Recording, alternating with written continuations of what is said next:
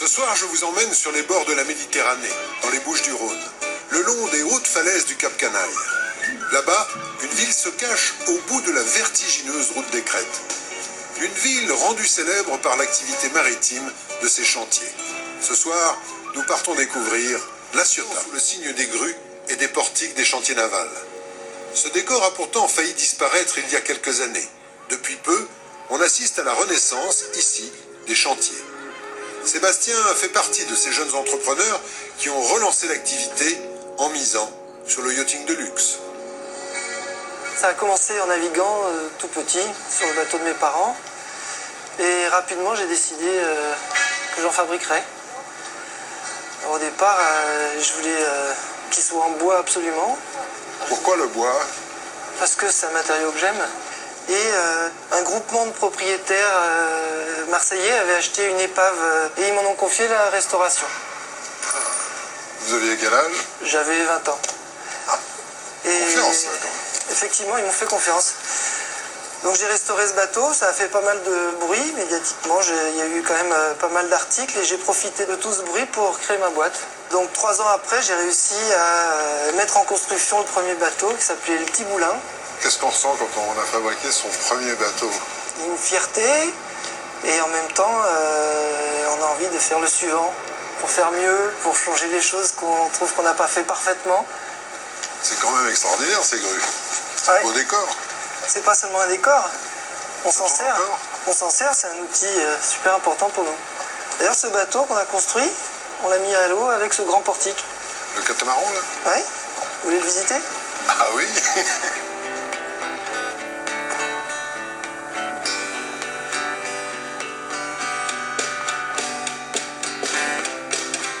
Et il fait combien de mètres de long 26. et de large? Il fait 11 mètres. On tend quand même un peu à se spécialiser dans ces gros katas. C'est étonnant quand même. Bah, c'est déjà un bel appartement, il y a 200 mètres carrés d'aménagement et pratiquement 200 mètres carrés de pont. C'est assez rare d'avoir des espaces comme ça aménagés dans des bateaux, enfin sauf s'ils font 50 mètres ou plus. Et après, on l'a aussi conçu comme ça pour que les gens s'y sentent comme chez eux. Vous avez monté votre entreprise à 20 ans. Quelle vision vous avez avec le recul maintenant de ce parcours un peu particulier quand même?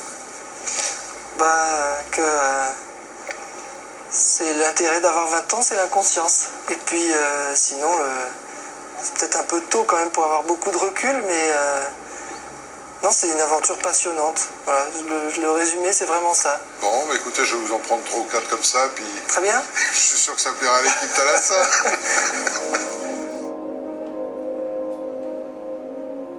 Méditerranéenne du port de La Ciotat. Hormis son aspect industriel, cette côte est aussi riche d'un vrai patrimoine naturel. Les calanques et leurs sentiers parfois vertigineux, c'est l'univers de Franck. Il a changé de vie pour vivre sa vraie passion et faire découvrir aux autres les secrets de ce pays provençal. Il y a une quinzaine d'années, tu es arrivé ici. Pourquoi ici? Tu connaissais déjà ce coin? Alors, je connaissais ce coin, mais de loin, puisque je suis originaire de Toulon et du petit village de la Farlane. Et c'est vrai que j'avais cet a priori en fait figé de la ville de La Ciotat, qui était une ville industrielle avec les chantiers. Et j'ai découvert cette ville de La Ciotat comme si on rentrait dans une ville de western véritablement désertique. J'imaginais quand j'arrivais sur les lieux de mon travail, les bottes de paille qui roulaient dans la ville. C'était un petit peu ça, quoi. Voilà. Et mon parcours professionnel m'a amené à découvrir cette ville et arriver dans ce monde de la nuit qui est le casino de jeu. Et un matin, je suis arrivé dans une calanque, je me suis posé là. J'ai vu un lever de soleil comme un petit peu aujourd'hui, le calme plat sur la mer, seul au monde. Et ça a été déclencheur pour véritablement me tourner vers autre chose, sans savoir quel métier, quel diplôme il fallait véritablement pour pouvoir faire ce que j'avais envie de faire. Puisqu'à la base, ce que je voulais faire, c'est faire découvrir ma Provence à travers la randonnée pédestre. Mais les gens, quand ils viennent vers toi, ils ne savent pas qu'il y a des calanques ici autour de La Ciotat. Justement, c'est tout un travail pour pouvoir les amener, puisque au début, c'est non, La Ciotat, qu'est-ce que c'est? Les chantiers, oulala, il y a cette image-là, des chantiers qui ont été un petit peu négatifs à la base pour le développement touristique, on va dire, hein, parce que les chantiers ne sont pas négatifs, c'est pas ce que je veux dire. Mais cette page qui a été lourde à tourner, elle a été lourde aussi pour les locaux, mais aussi pour les gens qui ont simplement un aperçu lointain de cette ville. Et c'est pour ça que j'ai plaisir encore plus à les faire venir et à leur faire découvrir véritablement ce côté caché de La Ciotat.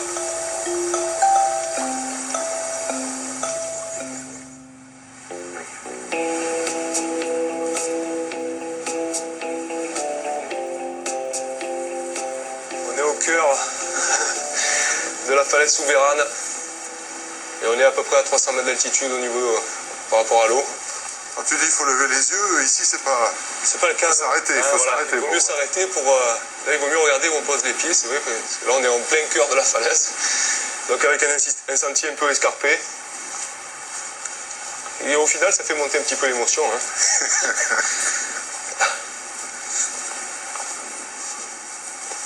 Alors ici c'est un peu ton chez-toi.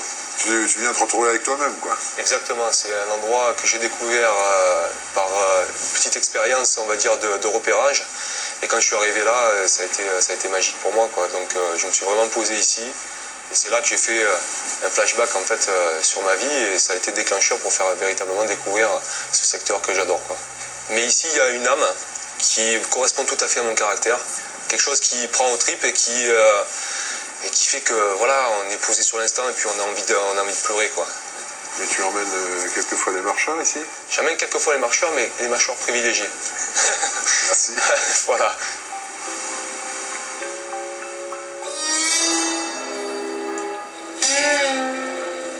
Sur les quais de La Ciotat, je retrouve Anne. Elle a choisi de s'installer ici avec sa famille il y a quelques années, séduite par le côté authentique et paisible des lieux. Anne est artisan, elle recycle des vieilles voiles. C'est bon, je pense. C'est bon, ouais. Et qu'est-ce que vous allez en faire de ces voiles? Alors, on va leur donner une deuxième vie. En fait, les voiles qui ont navigué, à un moment donné, elles sont plus bonnes à ça parce qu'elles sont plus performantes, donc on les remplace. Et plutôt que de les jeter, plutôt que de les abandonner dans des décharges, on les recycle. Donc on les transforme en sacs, en accessoires, en plein de choses. Bon, on va aller regarder ça. Ouais. Puis comme ça, je verrai ce que vous en faites. D'accord, avec plaisir.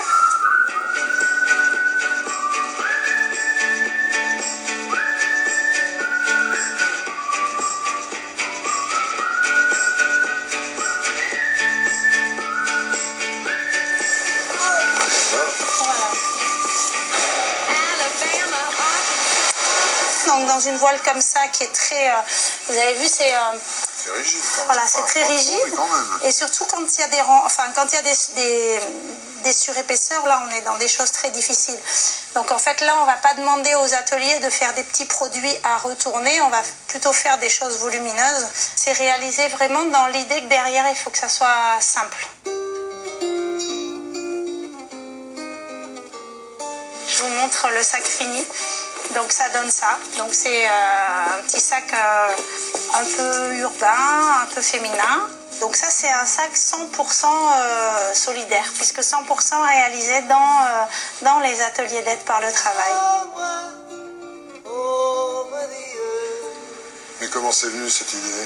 En fait, il y a quelques années, j'avais une amie qui avait un projet de faire le tour du monde en famille. Et puis au moment de partir, elle a changé ses voiles et on a un certain attachement à ces voiles parce qu'on a vécu des choses avec. Donc je lui ai dit, je te fais des sacs et puis tu pars avec. Et c'est ce qui s'est passé. Alors c'était pas du tout mon métier.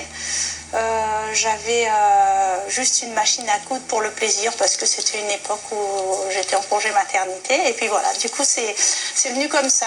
Aujourd'hui, pratiquement toute la fabrication est confiée à 2 centres d'aide par le travail à Aubagne et Marseille, qui réalisent les produits dans un grand bonheur parce que c'est des choses toujours différentes, c'est toujours un petit peu créatif et puis les personnes s'impliquent beaucoup parce qu'elles nous accompagnent avec beaucoup d'énergie et de plaisir.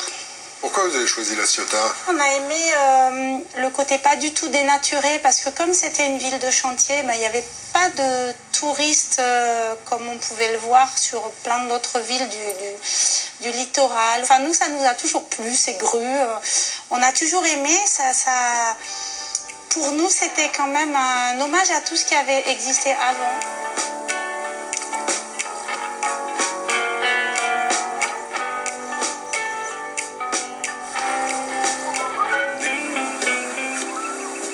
voyage à moi se poursuit dans les eaux du port de La Ciotat. Un port qui a beaucoup changé au fil des temps et des crises. Sur son bateau, Bernard, un enfant du pays, aime toujours l'ambiance si singulière de sa ville. Je suis né à La Ciotat, j'ai vécu dans un milieu ouvrier, puisque mon père était ouvrier au chantier naval de La Ciotat, il était magasinier. Je vivais dans une cité qui s'appelle la cité ouvrière de La Ciotat, qui se composait de 24 bâtiments. C'était, si vous voulez, le village dans la ville. Mais à l'époque où vous viviez dans la cité avec vos parents, est-ce que la mer, ça comptait? La mer comptait beaucoup. Mon grand-père, moi j'ai des souvenirs d'enfance, j'avais 12 ans, 13 ans. C'était par les périodes de grandes vacances. Je dis, il va faire beau demain. Et mon grand-père me disait, oh Pichoun, tu viens à la pêche avec moi? Et on montait sur le pointu, et hop, on allait poser les palangres, par exemple, de l'île verte, pratiquement au milieu de la baie ici, là. Et tout à la rame. Ah ouais. Et c'était des moments magiques, ça. Tiens, le vent se lève. Vous voyez le Mistral? Alors c'est un vent qui n'est pas régulier. Et de temps en temps, ça, on se prend une rafale comme ça. Bon.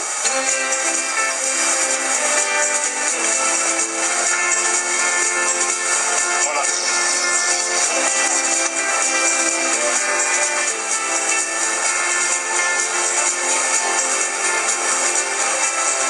Je navigue pas mal, je fais des traversées qui sont importantes, puisque je pars d'ici directement dans le sud de la Corse, je vais en Sardaigne. Quand on lâche les amarres sur le pied, on laisse tous nos soucis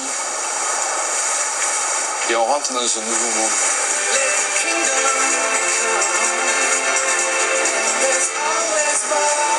Au cours de ces années, vous avez choisi un autre chemin que ceux qui allaient vers le chantier. Et puis un jour, le chantier s'est arrêté. Est-ce que ça devait être un moment terrible dans cette ville? C'était un grand déchirement au niveau de La Ciotat. C'est pas que les chantiers, c'est la ville aussi, c'est les commerçants, ce sont un tas d'employés qui vivaient de ça et qui se sont retrouvés au chômage. Et voilà. Ça fait quand même plaisir que le chantier reprenne. Ça. Ah, tout à fait, c'est l'histoire de La Ciotat.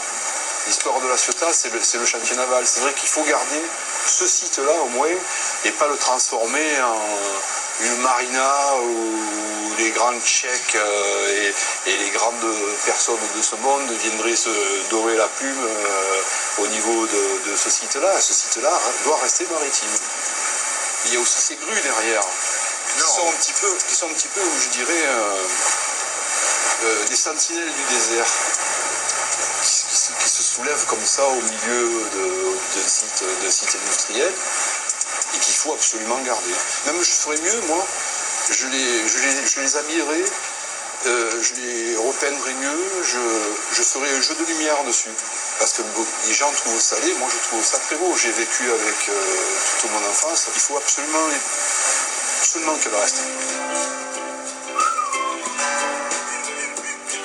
La Ciotat a bel et bien gardé ce caractère si particulier, méditerranéen et industriel, à la fois marin et ouvrier.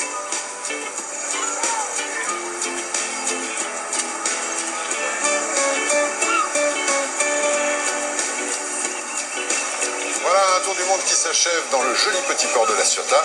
Toute l'équipe Thalassa vous dit à bientôt et bon vent.